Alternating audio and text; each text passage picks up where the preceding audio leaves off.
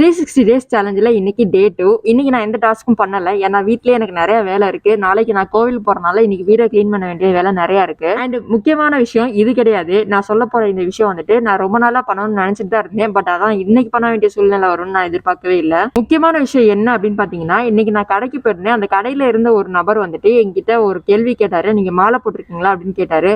ஆமா, நான் மாலை போட்டிருக்கேன்னு பதிலுக்கு அவர் வந்துட்டு என்கிட்ட நிறைய கேள்வி கேட்டாரு. என்னன்னா, நீங்க எந்த கோயிலுக்கு போயிருக்கீங்க, முருகன் கோவிலுக்கு எத்தனை நாள் விரதம் இருக்கீங்க அப்படின்ற மாதிரிலாம் கேட்டாரு. கேட்டுட்டு அவர் சொன்ன ஒரு விஷயம் எனக்கு பயங்கரமா கடுப்பாச்சு.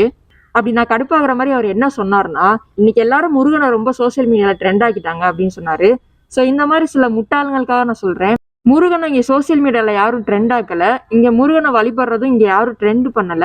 அண்ட் அது மட்டும் இல்லாம அவர் இன்னொரு விஷயம் சொன்னாரு. அது என்ன அப்படின்னு பாத்தீங்கன்னா, அவரோட ஒய்ஃப் வந்துட்டு 48 நாள் விரதம் இருக்கேன்னு சொல்லிட்டு நான்வெஜ் சாப்பிட மாட்டாங்களா, அவரே சாப்பிட விட மாட்டாங்களாம். இந்த மாதிரி விஷயங்கள்லாம் யூடியூப்பை பார்த்து நிறைய பேர் பண்றாங்க அப்படின்றத அவர் சொன்னாரு. அவர் சொன்னதுல ஒரு விஷயம் கரெக்ட், ஒரு விஷயம் தப்பு.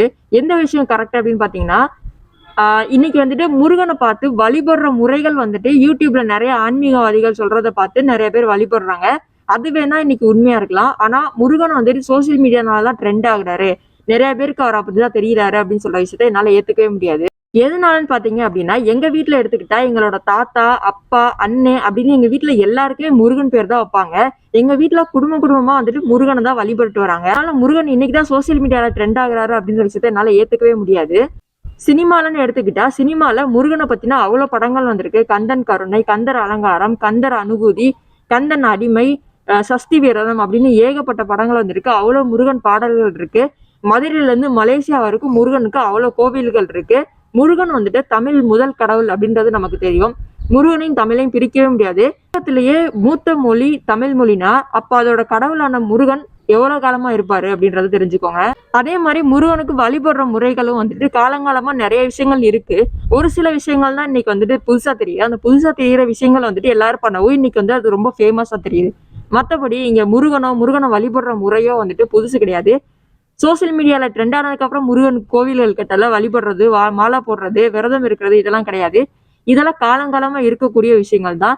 அதனால முருகன் இன்னைக்கு வந்து சோசியல் மீடியானாலதான் ட்ரெண்ட் ஆகுறாரு அப்படின்ற முட்டாள்தனமான பேச்சுக்கு இதோட முற்றுப்புள்ளி வைப்போம். என்னோட வாழ்க்கையில முருகன் வந்துட்டு எப்படின்னு நான் உங்க கூட ஷேர் பண்ணிக்கிறேன். எங்க வீட்டுல எங்க தாத்தாக்கள் பேரு, அப்பா பேரு, அண்ணங்க பேர்லாம் வந்துட்டு எல்லாமே முருகனோட பேரு தான். ஸோ எங்க வீட்டுல எல்லாருமே முருக பக்தர்கள் தான். இப்பன்னு கிடையாது, அப்பையில இருந்தே அப்படிதான். எக்ஸாக்டா ஒரு விஷயம் சொல்லணும் அப்படின்னா, எங்க அப்பாவுக்கு வேலை கிடைச்சப்போ அந்த யூனிஃபார்மோடையே பழனி பாத யாத்திரை நடந்து போனாரு.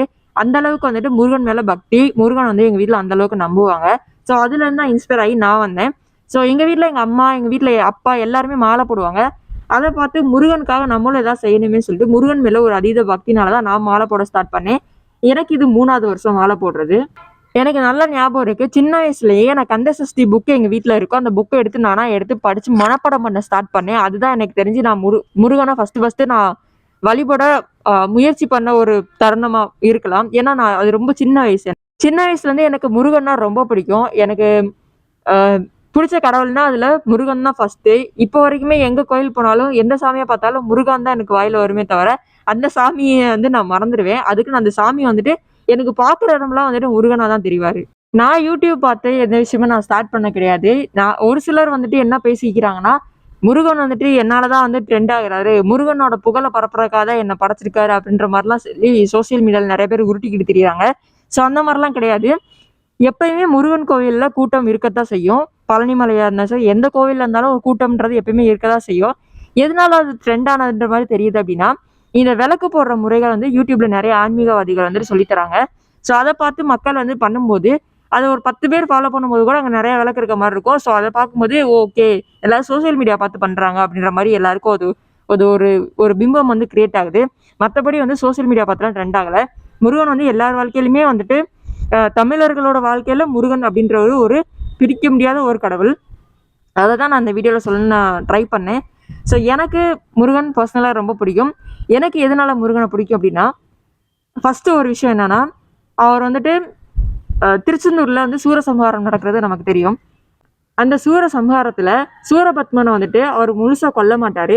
இப்போ இதே மற்ற கடவுள்கள்னா வந்துட்டு முழுசாவே அந்த அந்த அவங்களை வந்து அந்த பர்சன் வந்து கொன்றுவாங்க. பட் ஆனால் முருகன் வந்து அதை பண்ணல. அவனோட அந்த அரக்க குணத்தை மட்டும் கொண்டுட்டு அவரை வந்துட்டு ஆட்கொண்டுக்குவாரு. ஸோ அவரை வந்துட்டு ஒரு மயிலா மாத்தி அவர் கூடவே வச்சுப்பாரு. ஸோ எனக்கு அதை பார்த்தா முருகன் வந்துட்டு ரொம்ப பிடிக்க ஆரம்பிச்சிச்சு. ஸோ ரொம்ப ரொம்ப முருகன் மேலே ரொம்ப ஒரு அதீத ஒரு பிரியம் வந்தது அந்த ரீசனுக்கு அப்புறம் தான். ஸோ உங்க கூட இருக்கவங்க யாராச்சும் முருகன் வந்துட்டு இப்போ ட்ரெண்ட் ஆக்கிட்டாங்க அப்படின்ற மாதிரி சொன்னாங்க அப்படின்னா நீங்களும் பதிலுக்கு அந்த இடத்துல பேசிடுவாங்க. நன்றி.